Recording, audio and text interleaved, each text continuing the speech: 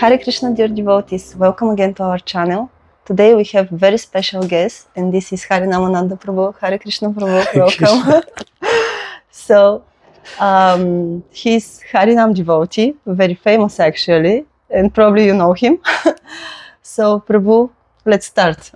Okay. How you came to Krishna consciousness? How I came to Krishna consciousness? Well, actually, my father was practicing before me, like 6 years before. Oh, wow. How it happened was with him was he was always reading about Gandhi, and Gandhi studied the Bhagavad Gita, and at that time my parents were arguing and they separated for some time. So when my dad was away, he wanted to get peace, obviously, and he saw Gandhi was reading Bhagavad Gita, so he wanted to get a Bhagavad Gita. Okay. So he ended up in a town called Brisbane in Australia. I'm from Melbourne, Australia. So he was in another town called Brisbane, and he went to the Hare Krishna restaurant there. Okay.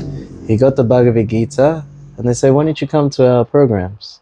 Okay. And he was shocked because these are like Australians, like white Australians. Yes, yeah. You know, and they knew more about his own culture than he himself. Yes. So yeah, he ended up like staying in the temple for some time, and as he was getting deep into it, and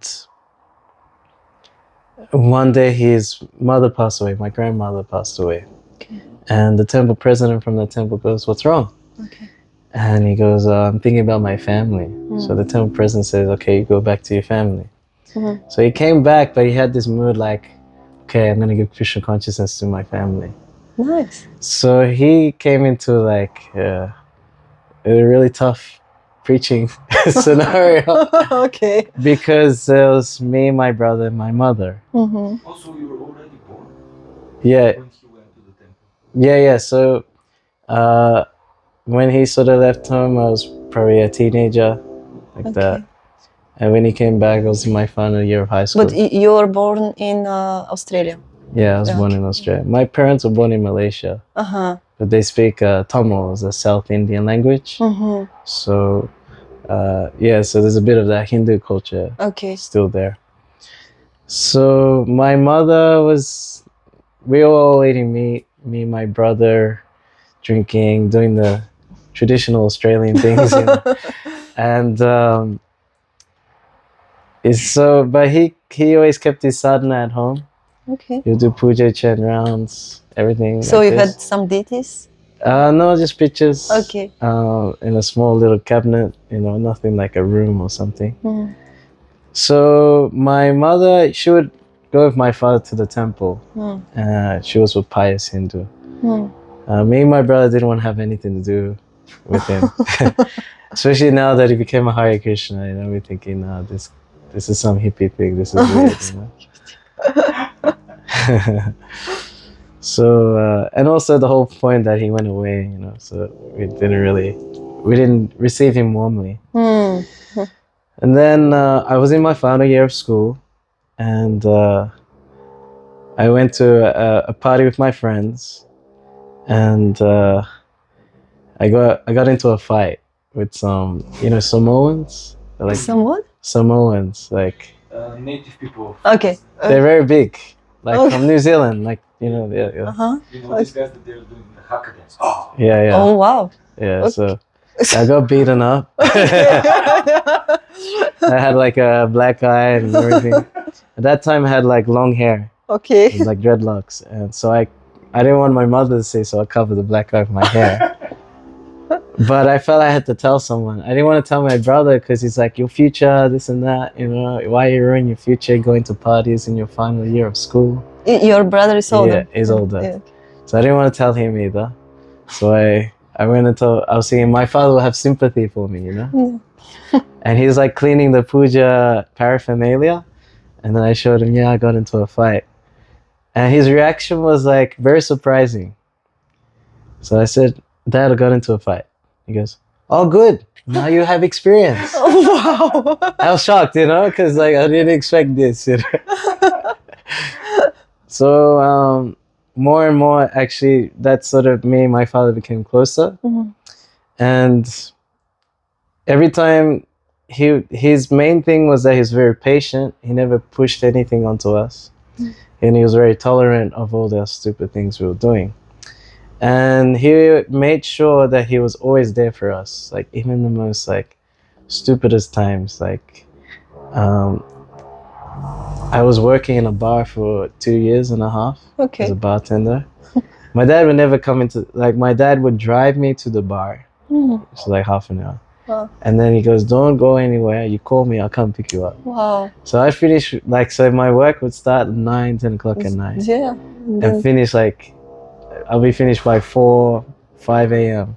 Okay, yes. And he says, you don't call anyone, you call me. Wow. So he'd drive me all the way there and then pick me up, drive me all the way back. He was just woken up for Mangawarati. Yeah. That's, for him, that was his, like, motivation. It's like, wow, this will make me wake up early, you know? This is very nice. Yeah. And as he would drive me there and back, he would always preach to me. But I didn't know it was about Hare Krishna. I thought it was his knowledge. Like, he would talk about Varnashram, how, like, there's different types of people who are intellectual or business-minded or, you know, administrative-minded or laborer class like this. So they need to be engaged in their nature. And I thought, oh, this makes sense, but I couldn't apply it in my life, you know. We'll drive into where I work in the bar, and he says, this is all Maya, like this. I go, what's Maya? He goes, that's illusion. You know? He said, if I was the president, I would close all the bars, you know. And I said, Dad, no one will vote for you. But he said lots of knowledge, and I thought it was his knowledge. So I had this respect for him. And I always noticed that he was very peaceful, very calm.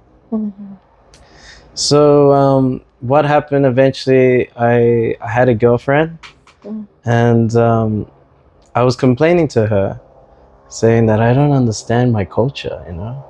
My dad is always reading this, like, Bhagavad Gita, and, you know, I don't understand. She was Indian?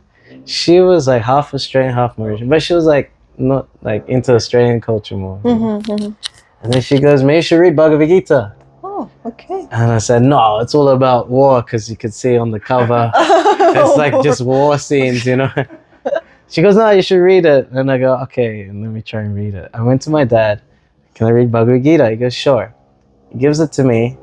I read only 7 pages of the introduction, closed it shut, and I didn't want to look at it again. Wow. I don't know what I read, but what I figured out was that everything that it said, pretty much Prabhupada was slapping me, saying that everything I was doing was wrong. Yeah. I went back to my girlfriend. I said, she's like, what's wrong? I go, everything in my life I'm doing is wrong.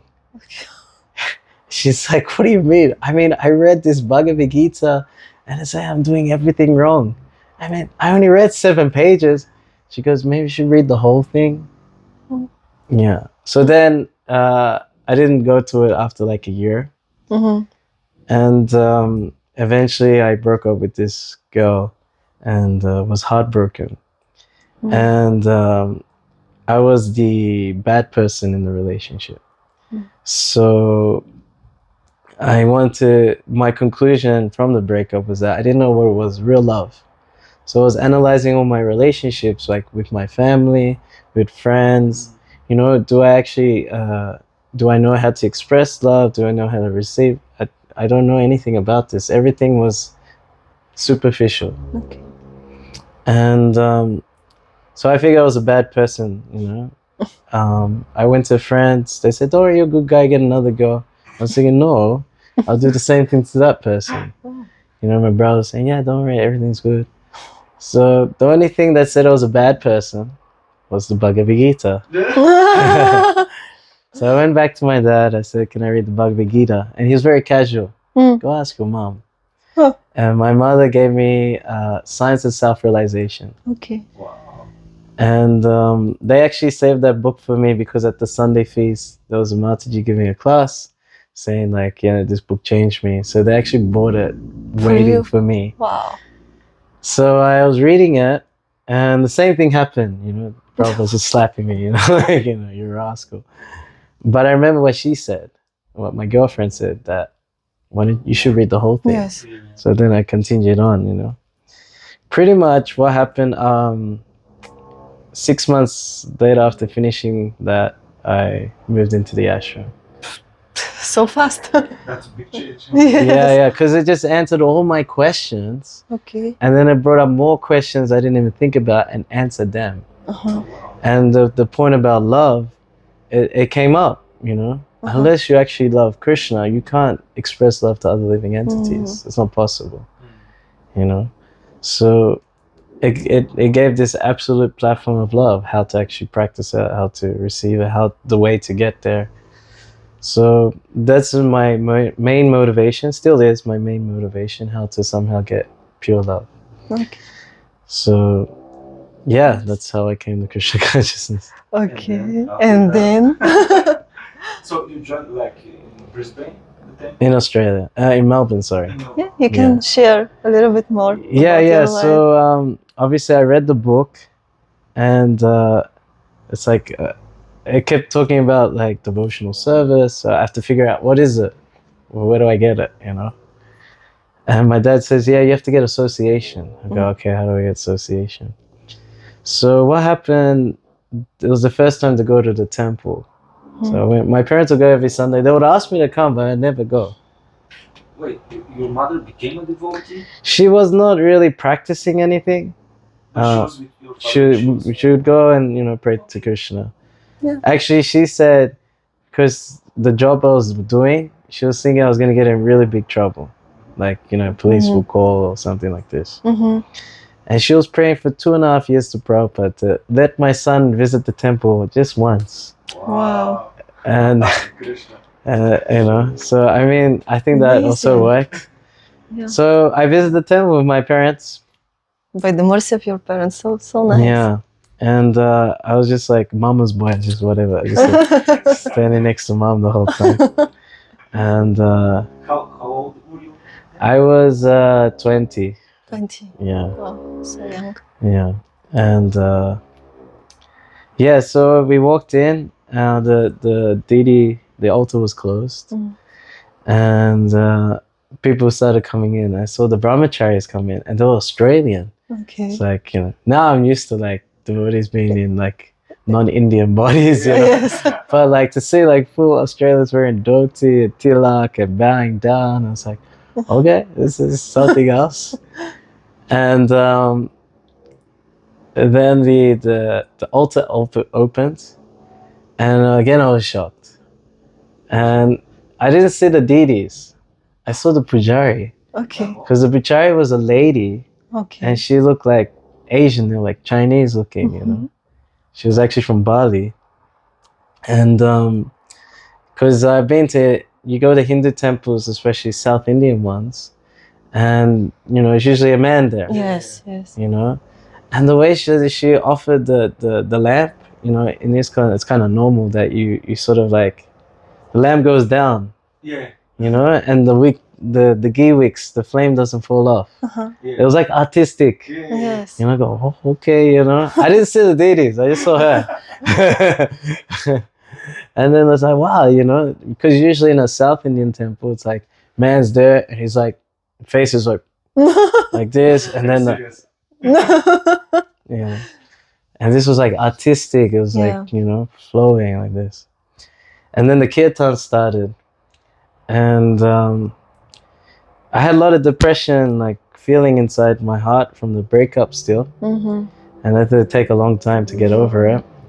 But once the kirtan started, any sort of pain gone completely. Once the kirtan started, I was like, okay, this is powerful. And then I saw my dad, because they started dancing up and down the tent. I saw my dad dancing with them, hands in the air, smiling. I was like, Mom, who is this person? Because me and my brother always had this dealing with my father that he was always serious, never smiling, and what to speak of dancing. Smiling, dancing. I was like, who is this person? You know? It was crazy. Wow.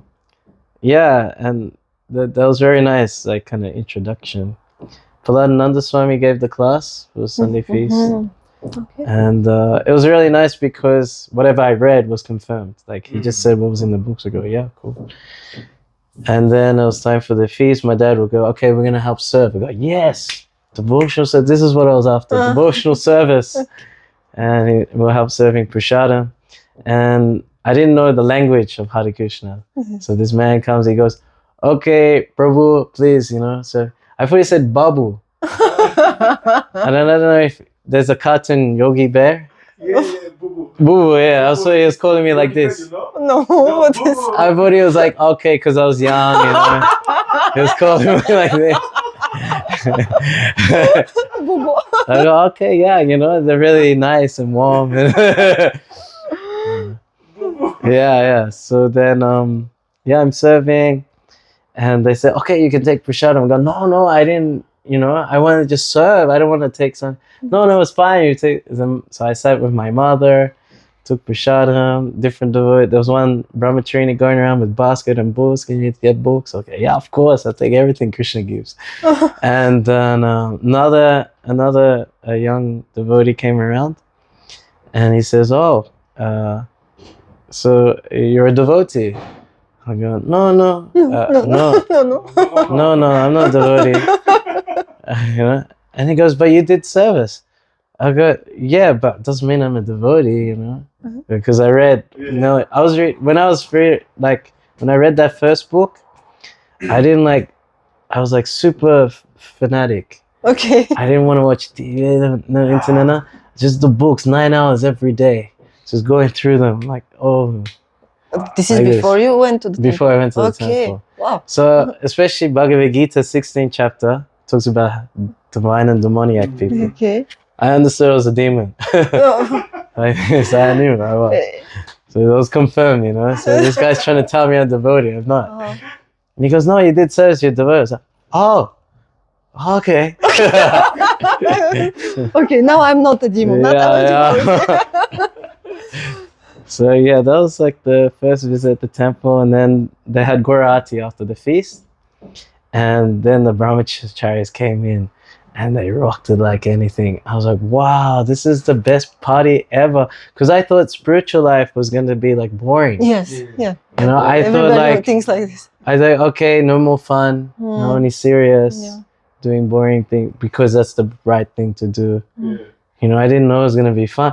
And they were playing the beats and the mridanga. I was into because I was always trying to look for the best party, where you don't have to bring an image and the best beats are there and you can dance anytime, anywhere.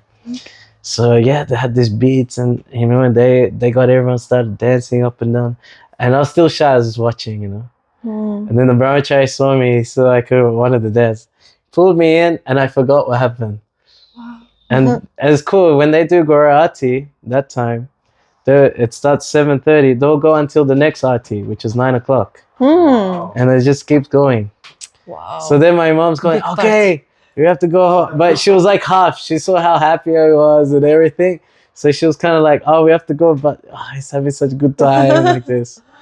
But once she called me, I went because I understood what they gave me. And that was my first time at the temple. Yeah. So like this. So how did you end up in the ashram, living as a brahmachari? I wasn't planning to move into the ashram because I saw these guys in orange. Okay. And I was thinking, nah, not for me. I'm too lusty, So I was thinking, let me do the normal thing. Yes. Get my degree, start working, get married, and I can be an example in the industry, in the design industry. So I was thinking that way. But because I finished my degree when I was 20. So I still had a lot of time to figure out what to do. So I thought, let me do a couple of years in the ashram. So I have a strong mind, then I can take on, because the design industry is very competitive. So if I have a strong mind, then I can navigate. So I thought, let me do 2 years in the ashram. And then 2 years went quick. And I was like, so much more to learn. And so I did 1 more year, went quick. And I was reading, and it says that one cannot be a good householder unless they have brahmachari training. So I was still in white. Okay. So I thought, let me put on saffron. And that same year, I got initiated by Harinamananda Swami. Where did you meet him? He would come twice a year to Melbourne. Okay. So Yeah. now you have to tell us about the first meeting with Kadamka. Okay. I can't actually remember the first meeting because there was so much going on at the same. Everything was new. New people. What's a Swami? I don't know what is a Swami. It was all very new, and so I can't really remember the first meeting, but I remember the time when I decided to take shelter from him. So also from what I read, it says that you need a spiritual master. There's no way you can advance. And I saw many new young men joining the ashram, and then after a year they get initiated. And it'll be from Dhamrita Swami, because he would be there a lot. Yes. And I was thinking, this is too fast. I mean, it's like an eternal relationship, and you know, and I want to be for sure who it is. And you were just very serious about that. Yeah. So I saw everyone sort of get initiated really quick, and I was taking longer. It took me like 4 years of practicing before I could sort of make my decision. So I saw, okay, I need a spiritual master, and I researched how to find one, and it was by service and association. Okay. So any Swami, any Guru that would come, and I go, can I get some association and service? That's all I asked. And they'll invite me for darshan, and we'll hang out. Problem was that everyone was very friendly. Oh. And when I first came to Krishna... Why this is a problem? It's a problem, I'll tell you why. Why this is a problem? I'll tell you why. So, when I first came to Krishna consciousness, I knew I was a demon, and I had to associate with devotees. So I didn't mind if they would correct me. You know, if they do, okay, this is wrong, do like this. I was like, okay, I'm ready for this. But devotees are different. They always want to encourage you. It's like, wow, you're here. Wow, you wash that plate. Okay, you know? Everything's amazing that you do. Oh, you like kirtan? Okay. You know? So they glorify. I got used to this, you know. And so I took it as like, okay, this is normal now. But then when Kadambakarna Swami came one time, I was thinking, no, this is not my guru. Because he would always make jokes in lectures. His kirtans are fire. So it's too much fun. I need someone serious. Wow. You're very different from the other. Usually you like when you're praised. Yeah. So he, when he came through, so they put me as this to serve him anyway. Okay. And the whole week, he would just chastise me. Wow. The whole week. And by the week he's left, I was thinking, he just must hate me like anything. But then I was thinking, wait a minute. There was like a burning in the heart. It's like, wait a minute. You wanted someone who cared about you so much that he'll go out of his way to correct you. So I was like, okay, this is the person. That's the guru. Yeah. Wow. And he wrote an email. This is okay. And he didn't chastise me after that. You didn't? No, Never? no. Only rarely, maybe 1 or 2 times after that, but that's it. So you're a good disciple then? I don't know. No, I'm still a demon. Still a lot of things that need to be done. Yeah. So yeah, so pretty much after that 4th year, get initiated. A few months later, I started traveling. I went to the Polish tour. Okay. Yeah. But how you came to, how you went to this Polish tour? I mean, Kadamkan Maharaj told you? Or? Yeah, so what happened was that I got the instruction that before initiation, that if you want to conquer lust, make Harinam big. Okay. So I didn't know what that meant. Does it mean big in my consciousness, big in Melbourne? Like I couldn't think about whole world because I don't have money. So I was just trying to, so let me try and do something in Melbourne. And the devotees would inspired me about Harinam. Actually, that was very interesting. I never wanted to do Harinam. Wow. Never. You didn't want to do Harinam? No. I remember when I was 10 years old, I was walking through the city and I saw Harinam party. Okay. And I was thinking, these guys are useless. They're not helping anyone. They're just white people trying to be Hindu. They just smoke ganja. They're a sex cult like this. That's what I thought. Yeah. and I didn't like them. Okay, but after you joined, And then even when I joined and I read like philosophy about, talked about like Sankirtan Yoga like this, but only as I could only like. I remember reading in Science of Self-Realization, Prabhupada's talking to a police officer, and they're talking about how to reduce crime. Oh, yeah, I remember this part. And Prabhupada gave the answer, if you do mass chanting, mass Sankirtan, and what is that? You get many people together and they chant Mahamantra. So my picture of this was like Buddhists, a whole bunch of Buddhist people standing in a big hall just going, Hare Krishna, Hare Krishna, Krishna Krishna, Hare Hare, Hare. That's what I thought it was. Okay. Because spiritual life has to be serious. Yeah. And I remember my father telling me about how he used to go out on Harinam. First he told me like, yeah, so they go out on the street to give the holy name to people. Oh, that's nice. Sometimes I would go with it. No, why? Like, I didn't tell him. Just inside. Why would you do that? I know you're religious, but why would you? So I didn't like it at all. And then the brahmacharis, when I first joined, they'll try and encourage me to go on Harinam with them. And I was like, no, I can't do it.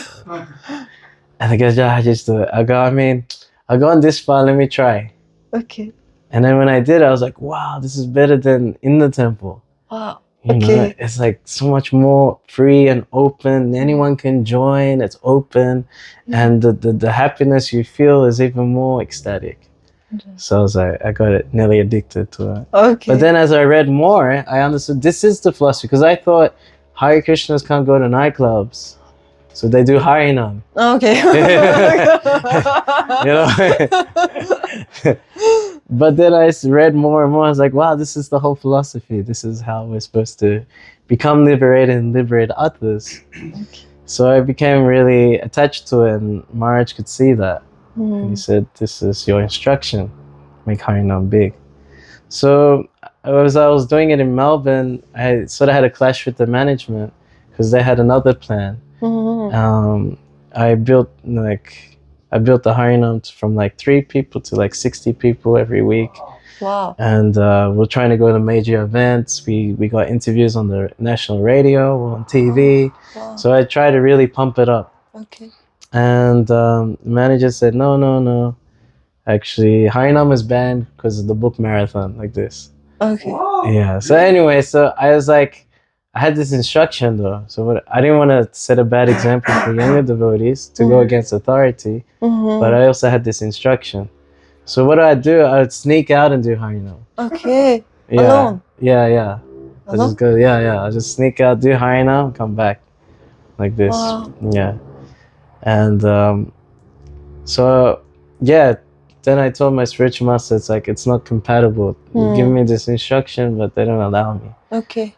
And then he says, okay, why don't you do the Polish tour? I go, okay. So I went to Polish tour, and they did Harinam there every day. And like this whole preaching mood, and it's so nice.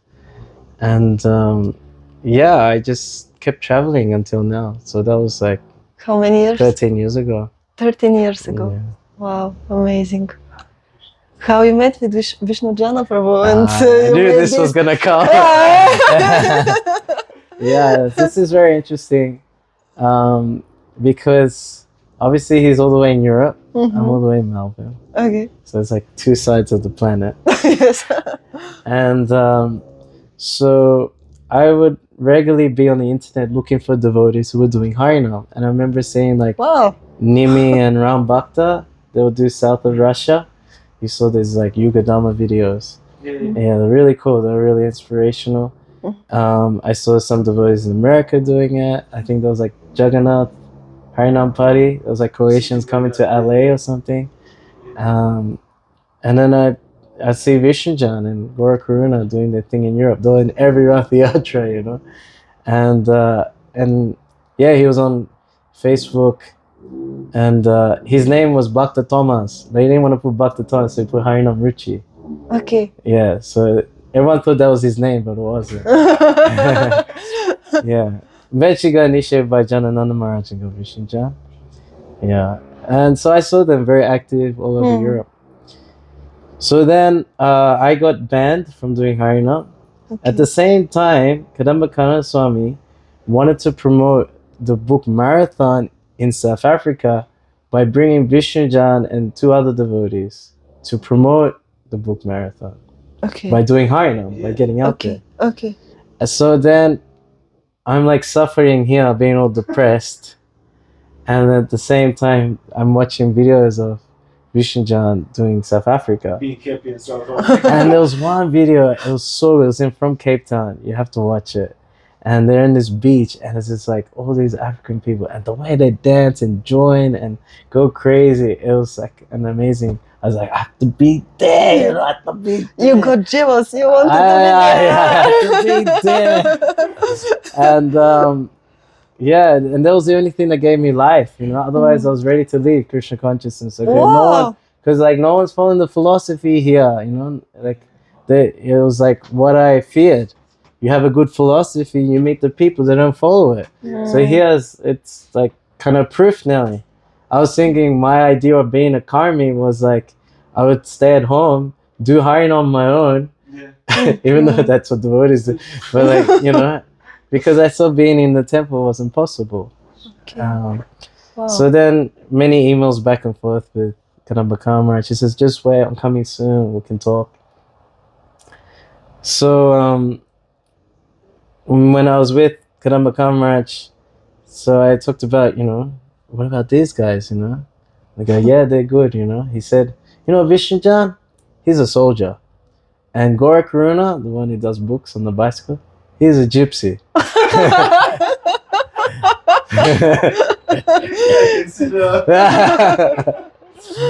So for me, like, soldier means like, yeah, soldier, you know. I didn't know he was like, oh, okay, let's go. No, I didn't know that. And I didn't know, like, in Australia we don't have gypsies because it's all surrounded by water. They cannot come. They can't come. And I didn't know gypsy was a bad word because in Australia, like, the closest thing to gypsy was like, you know, Gypsy Kings, like a Latin band. It's like something cool. Like, yeah. We didn't think it was like, you know, the greater people who like to steal everything. So I was like, oh, okay, yeah, right. You know, good. And yeah, so I many times, like before we even met, long time before, I go, hopefully we can do Harinam together one day. Like, yeah, we'll see, whatever. Your reply. And so I went to Polish tour, and in between the Polish tour, we went to Berlin Rath Yatra, and I saw them for the first time there, and I was like, wow, this is cool. You know, they're just doing Harinam all the time. You know, not just waiting for the right time. They just do it all the time. Yeah, this is crazy. Amazing. All the time. And I wanted to join them right away because that 2012 they started their first world tour. So they're gonna start in September, the 14th round. So Vishnujan says he wants to do 108 countries, 16 rounds around the world. Wow. And yeah, so I didn't join them right away. So after my time in Europe, I said, where to go next, Maharaj? She's like, go to South Africa. I go, okay. Did 3 months there, and where now? Can I join? He goes, wait. You can go to Kenya or Mauritius. I was like, I'll go to Mauritius. Went to Mauritius, did 2 months, they came back to South Africa. And they were finishing the end of their first world tour. So I met them in South Africa. And then Maharaj finally gave the green light. He goes, okay, go for it. Okay. And yeah, it was like 8 years straight. Doing Harinam every day with them. I mean, actually, Guru Maharaj, he gave a second instruction. He goes, just do Harinam every day. Even you have to go alone. So yeah, I had to maintain that. So yeah, I've been doing that, and it's been easier with them, of course. But sometimes I'm not with them, so then I'm sometimes you're alone. But Krishna always sends someone. It's okay. Yeah. So yeah, I mean, I couldn't imagine a day not doing it, and yeah, I really feel that Vishnujan Gaurakaruna was sent by Lord Chaitanya to wake up the movement, to put the focus back on what's actually going to deliver us in this Kali Yuga. And he's so determined. I mean, they're so enthusiastic. Krishna just inspires them like deeper and deeper of like refining the service, reaching out to devotees, reaching out to how to engage. You see them like make them clap, make them dance, make them chant, even take a book afterwards. What to, if we have something they can come to, like a festival or a temple program. So he really just put it all into that service. And Krishna is totally protecting him, empowering him, and anyone who I've seen, we've had people sort of join the group and go. So they join the group, they get inspired, and they go back maybe to their own country and do amazing things there. So it's an amazing, even though it's so simple, just get out there and chant. But the effect that it has on ourselves, on others, and also like the movement in general, I think it's woken up the, like if you look at any photo to describe the Hare Krishna movement, it's always Harinamananda photos. So it's not Yagya, it's not. No. Even Kirtan Mela, you just see someone. It doesn't communicate it completely. You know what I mean? So to have a whole snapshot of what it means to be in Krishna consciousness, like Harinam is presenting that kind of thing. So Prabhu, what you're doing is amazing, and we are very inspired by you. Oh, thank you so much. It's okay. Yeah, we're very happy that you come like every year here, and I like it. This is like third time. I think 1 year I came twice though. Yeah. I think so. Yeah, Maharaj actually told me to come to Bulgaria. Really? Because he didn't came. We were inviting him and he Okay. I don't know why. So I thought he wanted to get rid of me or something. No. Because I wasn't sure Bulgaria. Because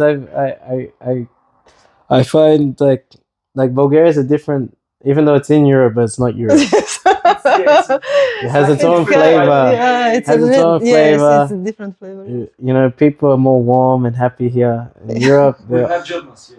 In Europe, it's like they're upset. They're just waiting for the next war to happen. And we just enjoy here.